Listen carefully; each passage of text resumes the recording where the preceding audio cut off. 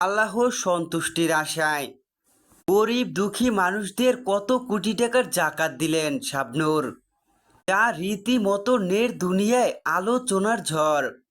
বিস্তারিত সম্পূর্ণ জানতে হলে ভিডিওটি না টেনে দেখতে থাকুন শেষ পর্যন্ত।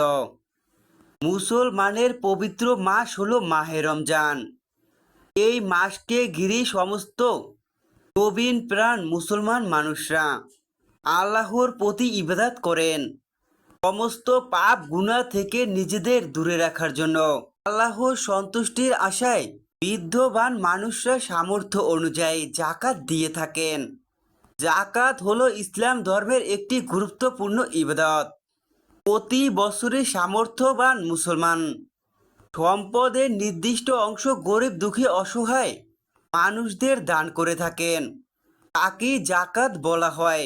জাকাতের মূল উদ্দেশ্য হলো গরিব দুঃখী মানুষদের ভারসাম্য তৈরি করা, দরিদ্র মানুষদের কষ্ট লাঘব করা, গরিব অসহায় ঋণগ্রস্ত মানুষদের কল্যাণে ব্যয় করা। তাই তো এবার গরিব দুঃখী অসহায় মানুষদের নিজের হাতে জাকাত দিলেন শাবনূর।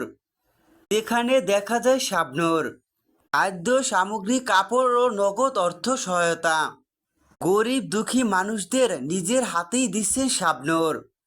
গরিব দুঃখী মানুষ শাবনূরের এই উদ্যোগ দেখে অনেক খুশি, কেননা গরিব দুঃখী অসহায় মানুষ তো তাকিয়ে থাকে তাদের দিকে।